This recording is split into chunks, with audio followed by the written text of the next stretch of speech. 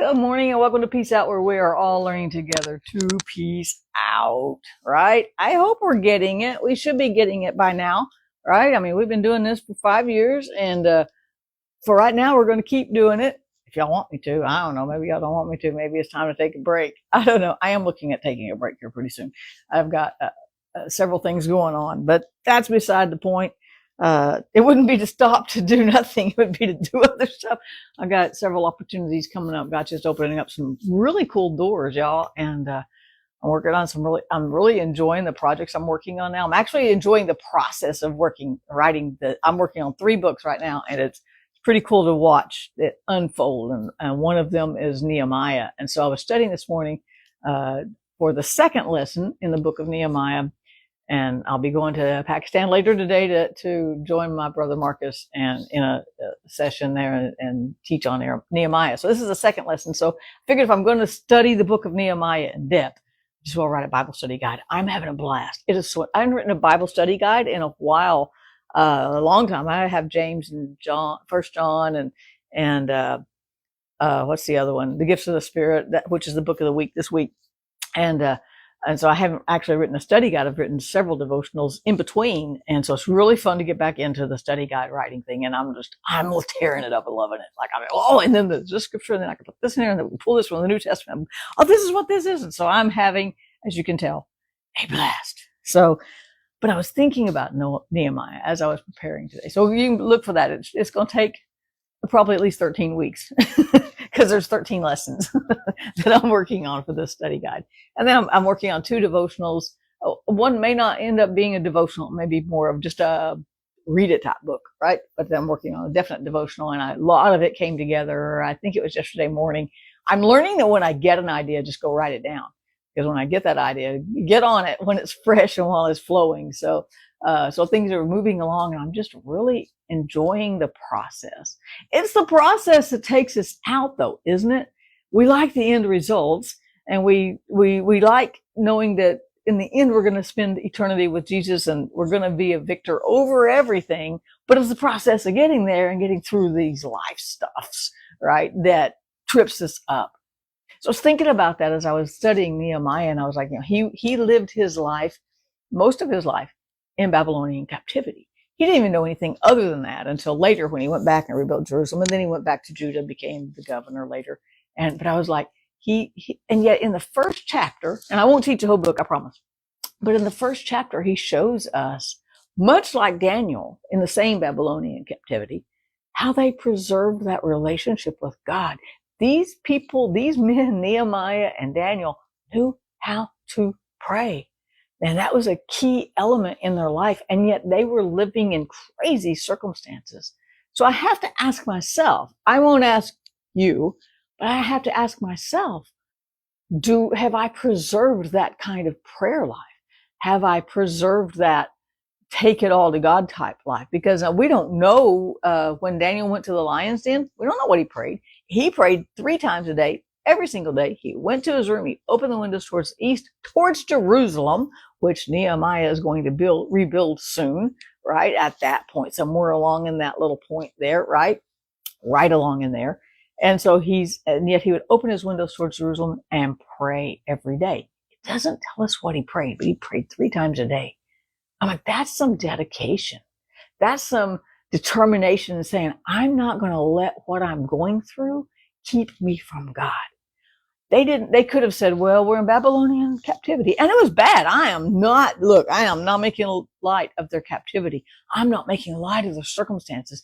They were in dire circumstances that most of us can't even come close to relating to. The captivity, the mutilation of their bodies, all of these things. We can't come close to that. The separation from their family, the hope is they've been stripped of the hope of ever having a family. They're stuck. You ever been stuck? And yet in the middle of what they were facing, they turned their hearts to God. Nehemiah was a man of prayer, and we see it all through the book of Nehemiah. He had a heart for God, even in the middle of the hardest circumstances that he lived in, right? And then he went back to Judah, and hopefully We don't even know how he lived after that, but we trust it was better than living in the Babylonian captivity during that period, right?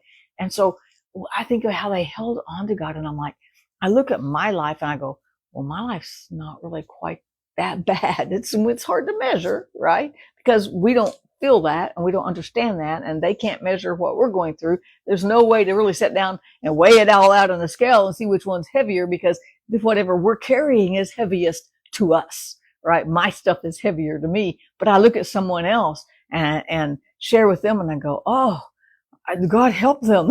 I began to have some empathy and have some feelings toward them and understand. So I look at these guys and I go, wow, well, there's this, so then I thought, why wasn't Nehemiah listed in Hebrews 11? You know, I think it mentions Daniel. It does, because it talks about lions, right? But it talks about they overcame by faith. Nehemiah, Daniel, Ezra, Malachi, they all lived in the same time frame. Matter of fact, Malachi was written after the temple was rebuilt. Then Malachi said, okay, now here's how y'all gonna keep this straight from here on out, right? That kind of little mama letter, right? And so, but they demonstrated that so much faith. And so I turned to Hebrews 11, where the hall of faith, and I went to verse, I don't know what it is, 33. And it talks about Barak and Samson and David and Samuel and the prophets who through faith subdued kingdoms, worked righteousness through faith. That's an interesting thought, right? Obtained promises, stopped the mouths of lions. There's Daniel, right? Quenched the violence of fire. That's the 3 Hebrew children, I'm sure. Escaped the edge of the sword. Out of weakness were made strong. And I just paused right there, because we look at their stories and we see such dire circumstances, such difficulties that they're dealing with every single day. Their lives were rough, and yet in their weaknesses, they were made strong because they had faith in God. God has not changed. So in my circumstances, in your circumstances, we are still being made strong by the presence of God living in us. Maybe we're not as weak as we think we are. Maybe the enemy of our soul wants us to feel like we're weak. But if we're still trusting God, there's a strength there maybe we haven't even tapped into yet. It's that faith that stirs us up. It's that faith that stirred up Nehemiah and said, I'm going to go rebuild the wall. Because see, his whole thing was a prophecy. It was a prophetic act demonstrating how Jesus was going to build the temple. And we are living stones, according to Peter, in that temple. So, but by faith, Nehemiah goes, let's go do it. And he went and did it. By faith, Daniel said, I'm still going to pray 3 times a day. By faith, Daniel said, I'm still going to serve God. By faith, the 3 Hebrew children said, throw us in the fire. We're going to serve God. They didn't know God was going to spare them. We have the story after the fact. We can look back at the story and go, it's okay when they're going to go in the fire, but Jesus is going to be in there with them and he's going to pull them out. They didn't know the end of the story, but that perceived weakness was their strength because God was with them. And I can say today, and that's what God told Paul Paul said after God said in 2 Corinthians, let me just turn there. God says that his grace is enough. And Paul says right after that, he says, I will rejoice in my weaknesses. I'll rejoice in persecutions. I'll rejoice in these things because I realize that when I am weak, I can see God's strength. So congratulate yourself if you're weak today. Pat yourself on the back, go, you know what? It's great to be weak because when I'm too weak to handle whatever's going on and I know I need a savior, I need a helper, I need some wisdom. When I realize I'm weak enough that I gotta have God, that's where we become strong in faith. That's where we become strong in that trust and that strengthens our connection with God so that we can be like Nehemiah or Daniel and go, okay, God, what do you say? Oh, here you go. That's where I'm living like that. That was Old Testament. Y'all, we're on the New Testament. We can live like that too. So today I'm going to be thankful. When things come to my mind that try to make me think, oh, you're weak, you're stupid, you're dumb, boy, you messed up. I'm going to turn those into praises because I'm going to say, thank God, he covered me even in my weakness. He gives me his strength I don't have to do it on my own strength because I ain't got it.